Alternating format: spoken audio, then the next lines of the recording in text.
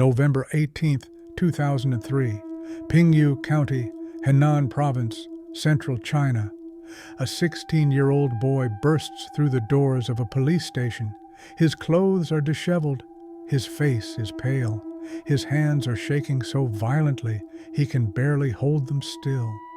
Officers at the front desk look up in alarm. The boy is gasping for air, struggling to speak. "There's a man," he finally manages to say. "He showed me bodies, 17 of them, buried in his yard." The officers exchange glances. Another missing person report? Another runaway? But the boy doesn't stop there. He describes a house, a locked room, a wooden torture device, and a man who whispered to him, "I've killed at least 25 people. You're number 26.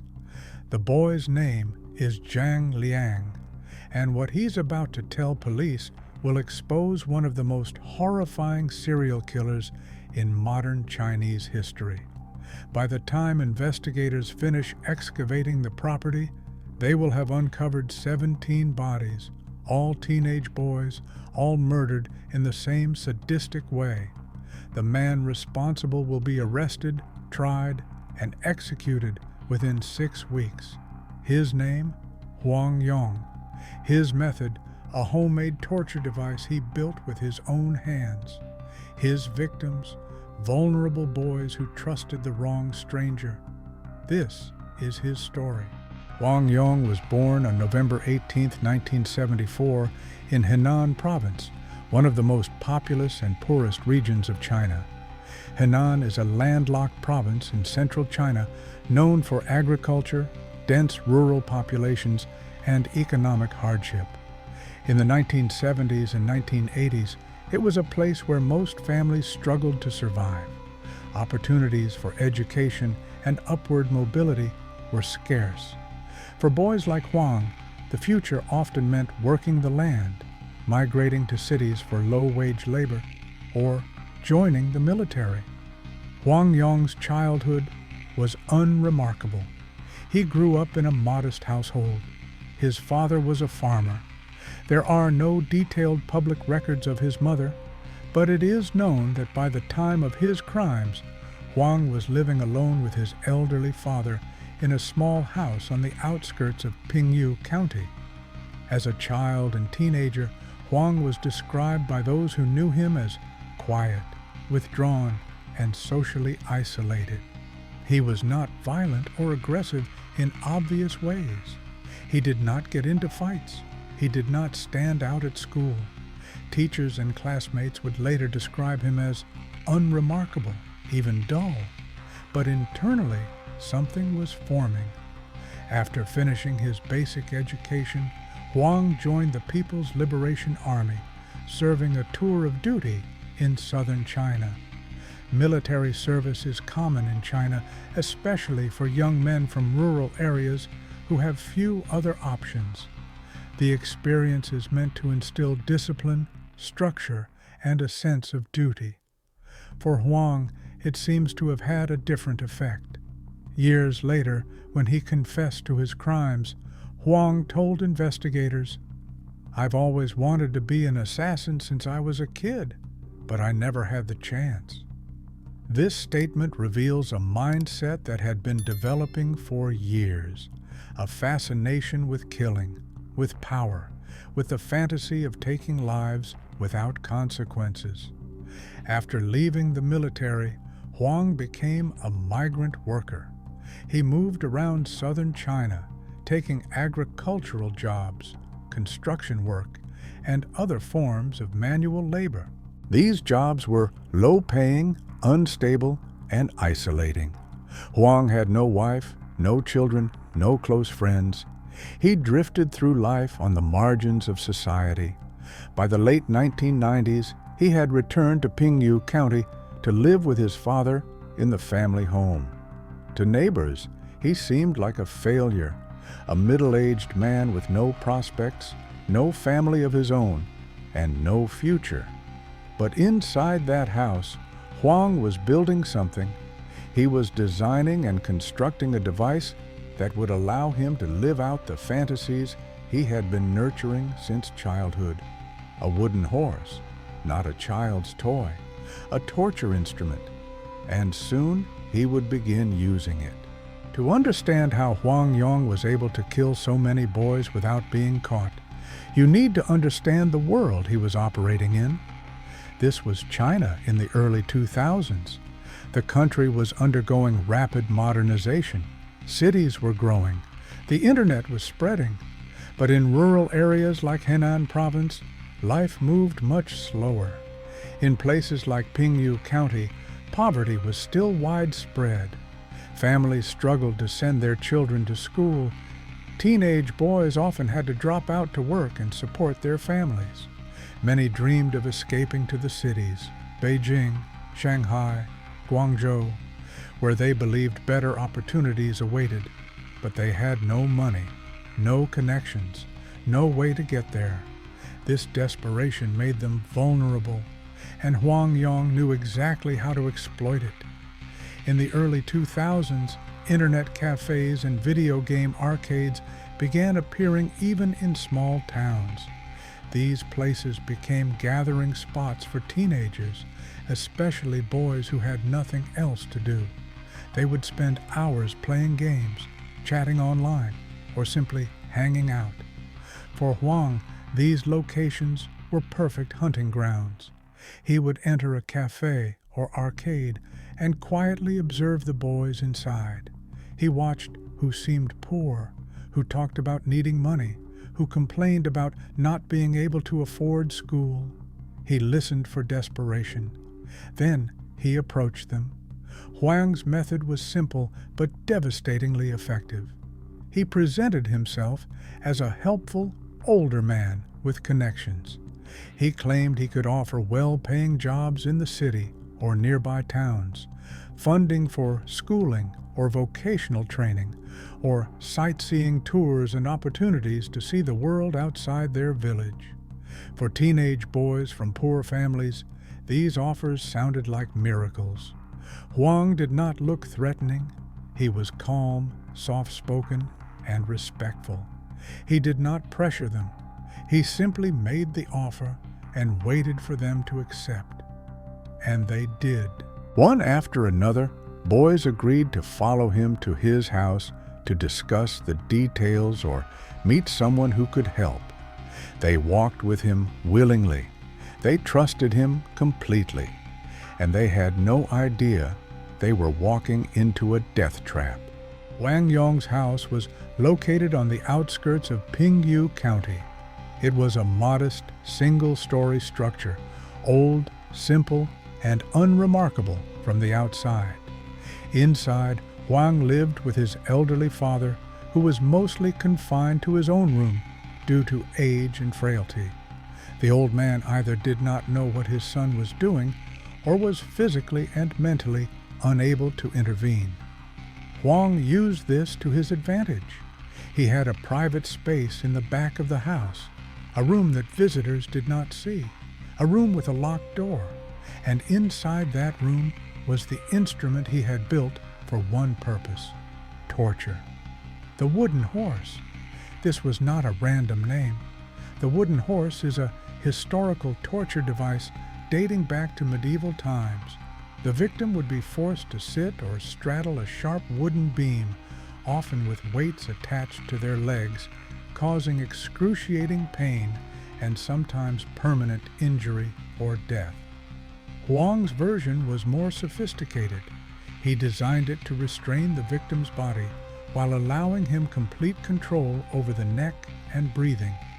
It was adjustable, mechanical, and purpose-built for slow, repeated strangulation. He called it his intelligent wooden horse.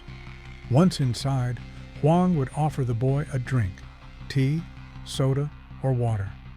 The drink was laced with sleeping pills or sedatives. The boy drank it without suspicion. Within minutes, the drug took effect. The boy felt dizzy. His vision blurred. His muscles weakened. Some lost consciousness entirely. Others remained semi-aware but unable to move. Huang would then drag or carry the boy to the back room. He positioned him on the wooden horse and bound his hands and legs. The boy was now completely helpless. Then came the torture. Huang took a rope and wrapped it around the boy's neck. Then he began to strangle him, slowly, deliberately. But here's what makes Huang's crimes uniquely horrifying. He did not kill them immediately. He tightened the rope until the boy lost consciousness or stopped breathing. Then he loosened it. He waited for the boy to revive. Then he strangled him again, over and over. According to Zhang Liang's testimony, Huang strangled him to unconsciousness 3 times before finally stopping. This process could last for hours. Huang was not killing in a moment of rage or panic. He was experimenting, observing, testing the limits of the human body and his own control over life and death. Once the victim was finally dead, Huang disposed of the body himself. He buried most of them in shallow graves in the courtyard behind his house. Others were hidden in the basement or under the floors. He covered the graves with dirt, debris, and everyday objects to avoid suspicion. To anyone walking past, the yard looked ordinary. Underneath, it was a mass grave containing the bodies of teenage boys. Between September 2001 and November 2003, Huang Yong killed at least 17 confirmed victims. In his confession, he claimed the real number was closer to 25. The exact identities of all victims are not fully public, but we know they were all male, all between 16 and 19 years old, all from poor, rural families, and all lured from internet cafes, video arcades, and gaming halls in Pingyu County and surrounding areas. The killing spree began around September 2001. Huang lured his first victims from local internet cafes and arcades. Families reported their sons missing. Police assumed they had run away to find work in the cities. No serious investigations were launched. As months passed, more boys disappeared. Parents went to police stations begging for help. They were told to wait, that the boys would come back. They never did. Throughout 2002, the pattern continued. Huang was killing regularly now, perhaps one boy every few weeks. His confidence grew. He refined his methods. The wooden horse became more efficient. He took souvenirs from some victims, personal items, clothing, photos. By early 2003, Huang had buried more than a dozen bodies in his yard. His elderly father, living in another part of the house, remained unaware or unable to act.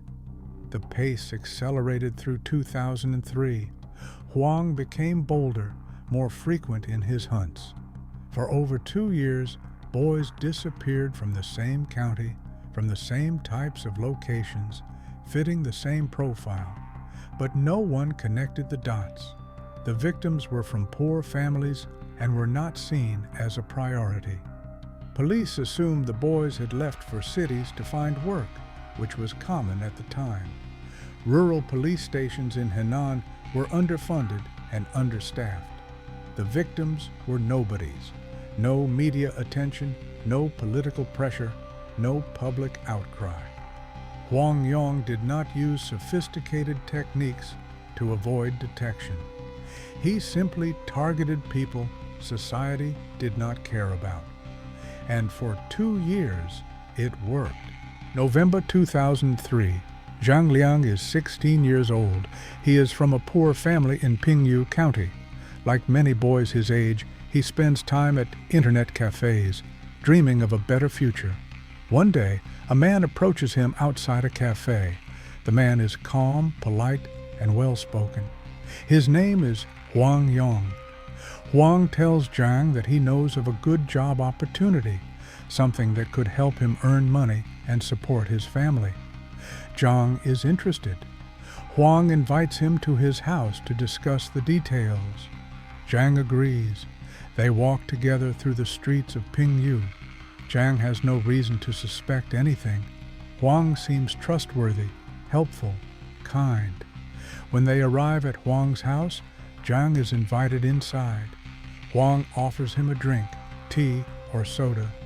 Zhang drinks it without hesitation. Within minutes, Zhang begins to feel strange. His head feels heavy. His vision blurs. His body weakens. He tries to stand, but his legs won't respond. He realizes something is wrong, but it's too late. Huang drags him to the back room. When Zhang regains some level of consciousness, he finds himself restrained. His hands are tied. His body is positioned on a wooden structure. He tries to move, but he can't. Then Huang begins to speak. He shows Zhang the wooden horse. He explains what it is. He points to the courtyard outside and says, "There are bodies out there, 17 of them. I buried them myself." Then he leans close and whispers, "I've killed at least 25 people. You're number 26. Zhang is paralyzed with fear. Then Huang begins the torture. He wraps a rope around Zhang's neck and tightens it. Zhang struggles to breathe. His vision darkens. He loses consciousness. When he wakes up, Huang is standing over him. The rope is loose. Huang tightens it again. Zhang loses consciousness a second time, then a third time. Each time, Huang revives him. Each time, the terror intensifies. But then, something changes. Maybe the sedatives didn't work fully. Maybe Huang wanted to savor the moment and delayed the final kill. Maybe he underestimated Zhang's will to survive. For reasons that remain unclear, Huang does not finish the job. Instead, he talks. He asks Zhang questions. He tells him about his crimes. He seems almost proud. At some point, Zhang manages to speak. He begs for his life. He promises not to tell anyone. He pleads. And somehow, Huang hesitates. According to some reports, Huang eventually gave Zhang money for transportation and told him to leave. Zhang, barely able to walk, stumbles out of the house. But instead of going home, he goes straight to the police station. When Zhang Liang arrives at the police station on November 18, 2003, officers are initially skeptical. A teenage boy claiming he was tortured and nearly killed? Claiming there are 17 bodies buried in someone's yard? It sounds like a wild story. But Zhang is insistent. He describes the house in detail. He describes the wooden horse. He repeats what Huang told him. "I've killed at least 25 people." Finally, the officers decide to investigate. Later that day, police surround Huang Yong's house. They knock on the door. Huang opens it calmly. He does not resist. He does not run. When officers ask him about Zhang Liang's accusations, Huang barely reacts. He simply says, "The bodies are in the yard, and some in the basement." Police immediately begin excavating the property. What they uncover is a nightmare. One by one, bodies are pulled from the ground, 17 in total, all male, all teenagers, all in various stages of decomposition. Some had been buried for nearly 2 years. Others were more recent. The cause of death was consistent: strangulation. Inside the house, in the back room, police find the wooden horse, exactly as Zhang described it. They also find personal items belonging to the victims: clothing, identification cards, photographs. Huang Yong is arrested on the spot. Over the following days, he confesses to everything. He admits to luring boys from internet cafes and arcades. He admits to drugging them with sedatives. He admits to tying them to the wooden horse, strangling them repeatedly, and burying them in his yard. He also admits that the actual number of victims may be around 25, though only 17 bodies were recovered. When asked why he did it, Huang's answer is chilling. I've always wanted to be an assassin since I was a kid, but I never had the chance. He also told investigators that he specifically chose to kill boys rather than girls, because killing women and girls would make him see himself as less of a hero. He did not kill elderly men because they were too discerning. Huang Yong showed no remorse, no regret, no empathy. He described his crimes as if he were discussing a hobby. The Chinese legal system moved quickly. On December 8, 2003, less than a month after his arrest, Huang Yong was put on trial in a court in Henan province. The evidence was overwhelming. 17 bodies recovered from his property. Full confession with detailed descriptions of each murder. Physical evidence, the wooden horse, personal items, burial sites. Eyewitness testimony from Zhang Liang, the only survivor. There was no defense, no plea for leniency, no insanity claim. The court found Huang Yong guilty of 17 counts of intentional homicide. He was sentenced to death. In many countries, a death sentence can take years or even decades to carry out due to appeals and legal processes. In this case, there were no lengthy appeals. On December 26, 2003, just 18 days after his trial, Huang Yong was executed by firing squad. He was 29 years old at the time of his execution. After his execution, investigators continued searching his property and the surrounding area. Some sources suggest additional bodies may have been found, though the official confirmed count remains 17. If Huang's confession of 25 murders was accurate, that means as many as 8 additional victims may have never been identified or recovered. The case of Huang Yong became one of the most infamous criminal cases in modern Chinese history. National media outlets covered the story extensively. People's Daily published detailed reports on the trial and execution. China Daily ran multiple articles describing the crimes and police failures. Sina News and Sohu News featured interviews and investigative pieces. BBC Chinese service covered the execution. International media also picked up the story, highlighting it as an example of how serial killers can operate undetected in societies with weak or indifferent law enforcement. But for the families of the victims, media coverage brought no comfort. Most of the families were poor, rural, and powerless. Their sons had been missing for months or even years. They had begged police for help and been ignored. Now they learned the truth. Their sons had been tortured and murdered by a man who lived less than a mile away. There was no compensation, no apology, no acknowledgement of the system's failure. The case exposed serious flaws in how missing persons cases were handled in rural China. Poor rural families were not taken seriously. Police assumed missing teenagers had migrated to cities rather than investigating. No one connected the pattern of disappearances. Rural police lacked training, staff, and technology to investigate complex cases. After the case, some reforms were discussed, but real systemic change was slow. Zhang Liang, the boy who survived, became a symbol of bravery. He was the only victim who escaped, the only one who spoke up, the only one who forced the system to listen. Without him, Huang Yong might have continued killing for years. Who was Huang Yong psychologically? He fits the profile of a sadistic serial killer, someone who derives pleasure from inflicting pain and exerting complete control over another human being. Huang did not kill quickly or out of necessity. He prolonged the suffering of his victims intentionally. The repeated strangulation and revival was not practical, it was ritualistic. He enjoyed watching them suffer.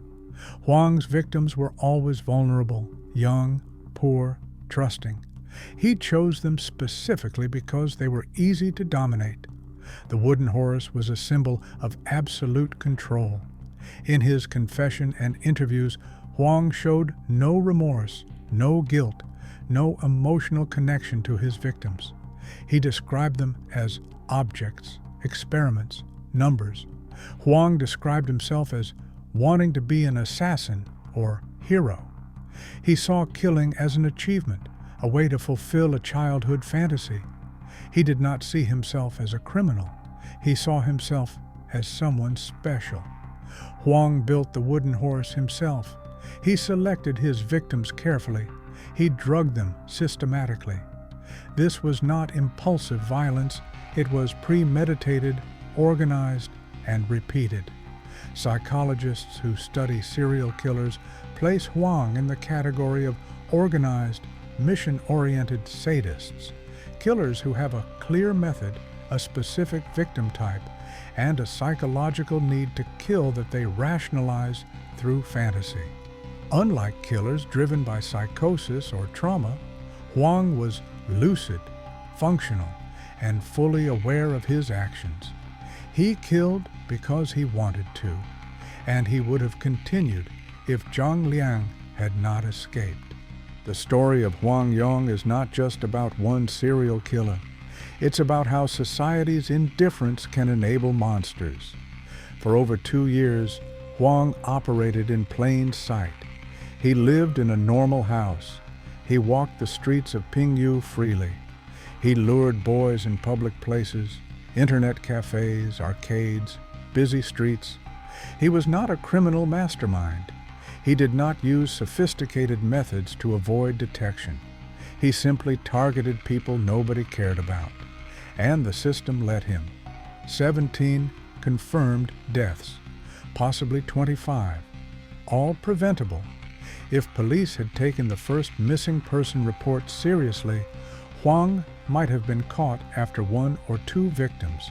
If families had been listened to, their sons might still be alive. But they weren't, and he wasn't.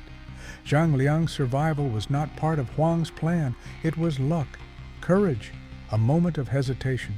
Without Zhang, the wooden horse might have claimed dozens more lives. Today, Huang Yong is gone, executed in 2003. His house has been demolished. The lot where 17 boys were buried is now empty or built over. There is no memorial, no marker, no public acknowledgement. The victims' names are mostly forgotten, but their story remains. A reminder that evil does not always announce itself. Sometimes it walks up to you in an internet cafe, offers you a job, smiles, and leads you to a room you'll never leave. If this story disturbed you, imagine how many cases like this still remain hidden. Subscribe to this channel to uncover the darkest true crime stories the world forgot. And tell me in the comments, have you ever heard of Huang Yong before today?